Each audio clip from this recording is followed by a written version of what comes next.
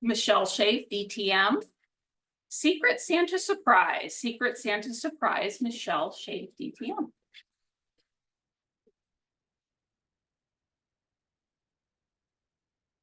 How many of you have ever played Secret Santa with friends in the office? Me too. It was one of the most memorable times that I had in the assessor's office. I was in administration. We had about 15 people, mostly women. So there were 10 of us that participated in Secret Santa. Now, every Secret Santa is different. We had rules. This is how ours went. Every November, we would draw names from a hat, make sure it wasn't our own, because that always happened. And then we had to pick a week where we had the most people there. There was always somebody missing, usually for at least a day or so. And we had 410, so some were gone Monday, some were gone Friday. But we decided we would have the Secret Santa week, Monday through Thursday, and we would have 4 gifts, around $10 each. And they would be delivered one on Monday, one on Tuesday, Wednesday, Thursday. On Thursday, we would have a luncheon that I sponsored. And at that luncheon, we would go around and everyone would have to show and tell the gifts that they got. And then at the end, tell us who they think their Santa was. Now, before I came to the office, from what I heard, it was just a bunch of wild guesses. Oh, Sue, Sally, Jane. Yeah. Nobody really did any detective work and sleuthing like me. When I came in, I thought, I'm not going to take any wild guess. I'm going to be looking for clues. And everybody was kind of taken aback by that, how seriously I took it, but eventually they joined me.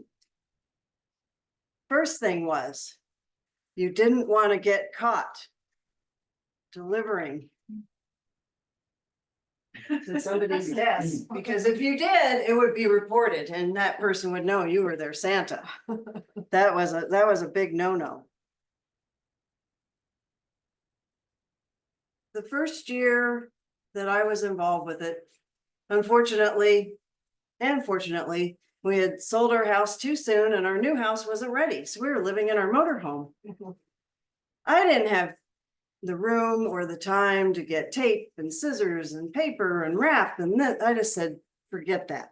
So I went to Hallmark and I bought a bunch of nicer than this, fancy little bags, 4 of them, one for each day, and I took great time picking them out.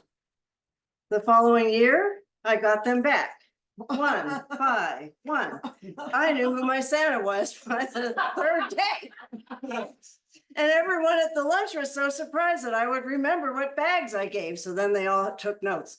Okay, if someone gives you something in a bag and you get them the next year, don't give them that same bag. They might remember and then they'll know.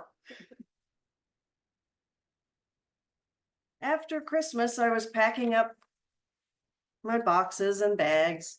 And I thought, well, I can't re-gift this bag because Donna gave it to me. And I'm taking the paper out and what do I find? There's a tag in the bag that I totally missed. To Donna from Jamie. If I would have known that, I could have known who my Secret Santa was on day 1. And then I got to thinking, oh, I'm going to save this tag and put it in another bag and see what happens. I had to wait 11 whole months. And I thought, gee, I sure hope I don't get Donna. November came around. I drew the name out of the hat. It was Liz.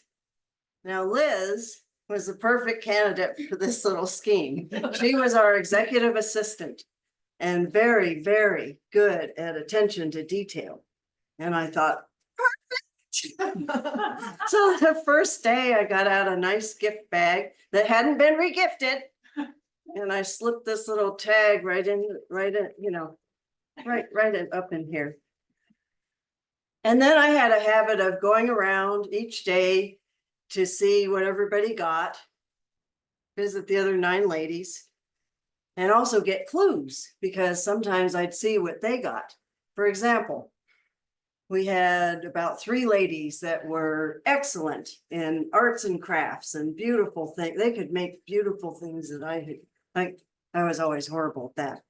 And even when they weren't making them, they'd go to places and buy something that looked like they made it. So I knew right away, oh, you got Carol, you got Susan. There were a few others who loved Target or Target. And if you go there enough, you learn the brand names. You get a nice candle, you flip it, Target, candy bar. Let's see, who shops at Target? That's Jane, that's Sally. Okay, it's one of those two. So I really got into this. Then I went even further. I opened up a present one time and it had a long blonde hair on it. I'm like, let's see, who has blonde? Kristen, that's it. And then another time I got something and it had white cat hair on it. Oh, well, that's Sally. I know she has white cats at home, and I was right. That was it. So everybody started getting really paranoid. Michelle's gonna be looking for all this stuff. So I did. So getting back to Liz, that first day I went over to Liz. I said, Liz, what'd you get? She showed me her bag and smile. And I said, any ideas? She says, I know who my Santa is. I said, really? On the first day? How do you know? Look at this, look at this, look at this tag I found in the back. I'm like, I had to act surprised and not bust out laughing. It was very difficult. So I waited each day. I'd go and visit and see what she got, see what everybody else got. Then it came to the magical Thursday for the luncheon, and we all brought in our little gifts and we set them on the chairs behind us and we had our nice meal. Then afterward, what we did is the person who correctly guessed their Santa first last year got to go first this year. So the first lady, I think it was Carol, she went first and she guessed her Santa. It took 2 or 3 tries. She got her Santa. And then the second person guessed a couple people and then Donna. Okay, and Donna was supposed to be Liz's Santa, right? But she wasn't. Just a tag. So Donna had already been picked, and I thought, well, how's this going to work now? So it came around to Liz about the 7th round, and we're all looking, and I said, Liz, who's your Santa? And there are only 2 of us left who hadn't been picked, me and one other. And I'm thinking, oh, she shouts out, Donna! And everybody looks at her like, what are you talking about? Donna was picked third round. And then she's just like, and she just started blurting out names and everybody's laughing. And then finally she figured out it was me just by process of elimination. And everybody laughed and she was just shocked. Just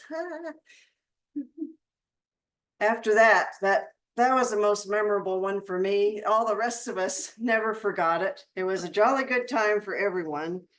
And I just had one thing to say to all of them. Level up, Secret Santa. Madam Toastmaster.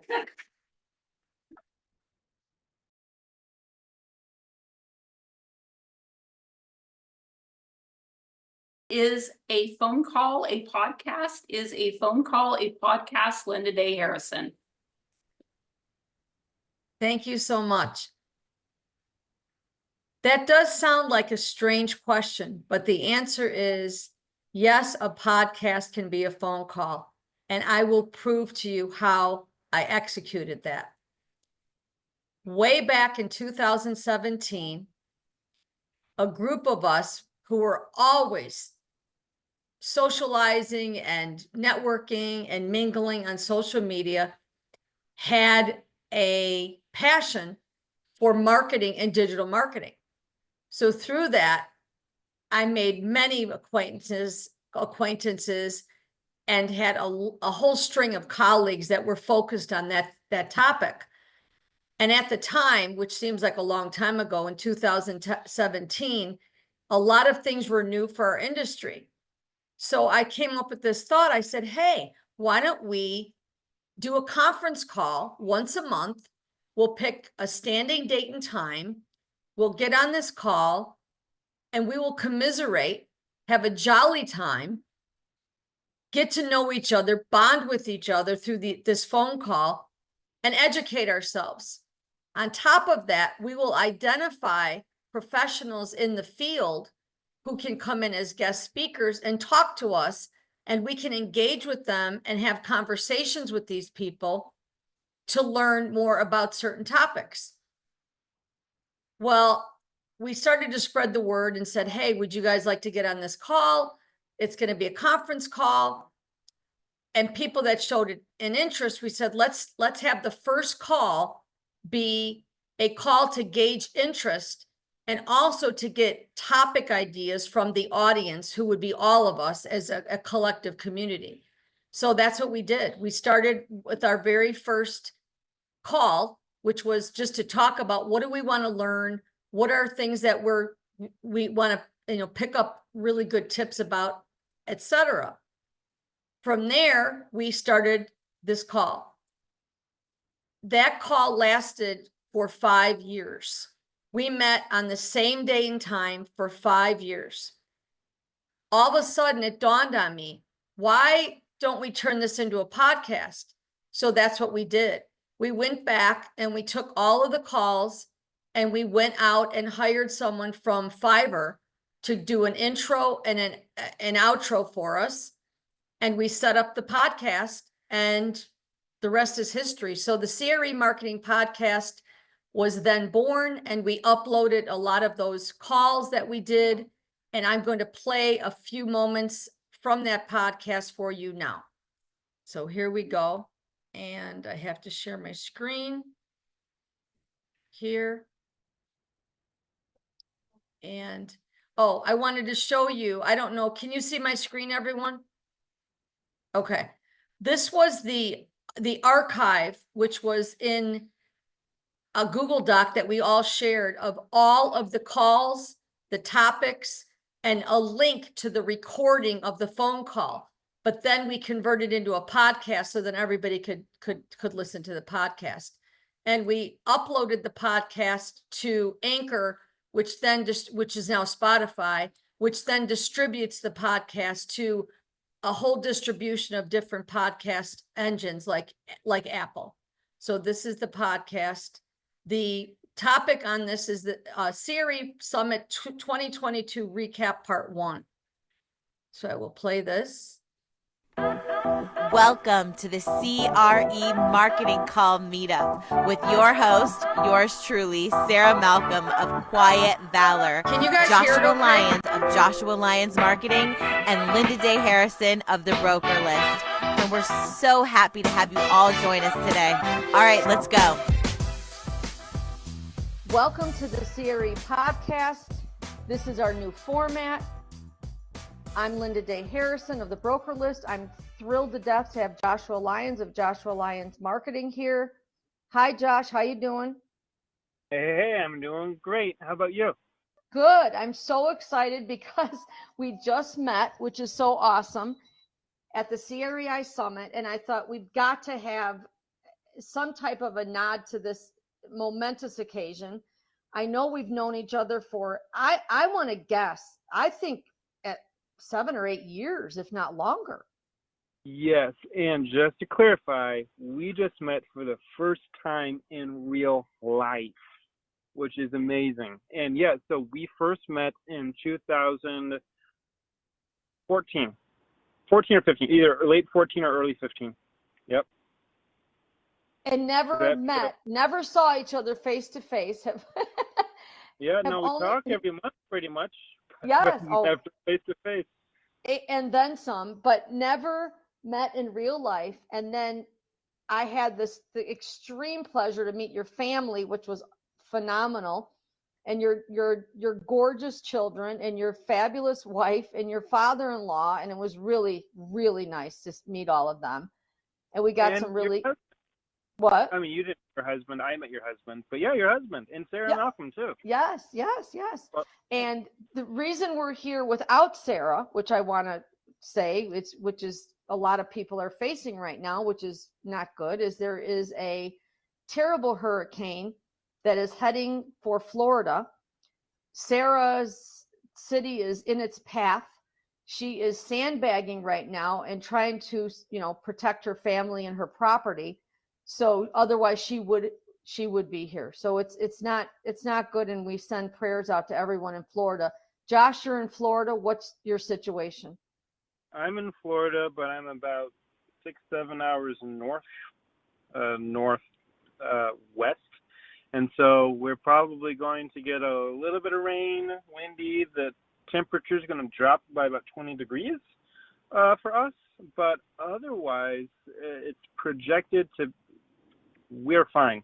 It's more concerns, and like you said, prayers, which I know Sarah would appreciate, for those who are in the Tampa, Orlando area, which is about 6-7 hours south. Wow. And that's an area that is really unusual to get a hurricane from what I've been hearing. Yeah, Tampa had, I don't remember exactly. I've been told it's been like a very long time. Like, I want to say decades, I could be wrong. But Tampa just doesn't get hit. In Tampa or in Orlando, usually the hurricane trajectory goes elsewhere. So this is very unusual. Yeah. For them. And to tie it back into what we're talking about today, I just say, thank God we got out of New Orleans, because I always kept thinking, this is a big hurricane area. This is scary.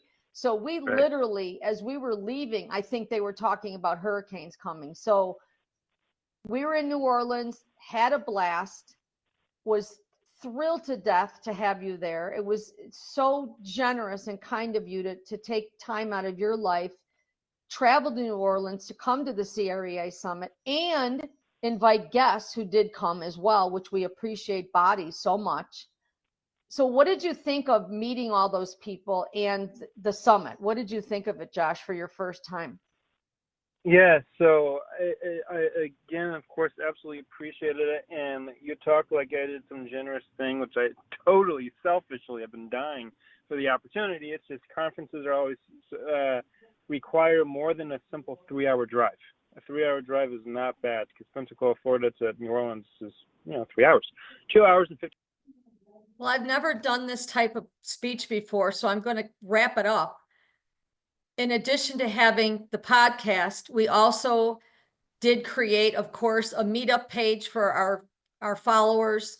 We also created a Twitter profile as well for our marketing podcast. So we kind of had the whole package there.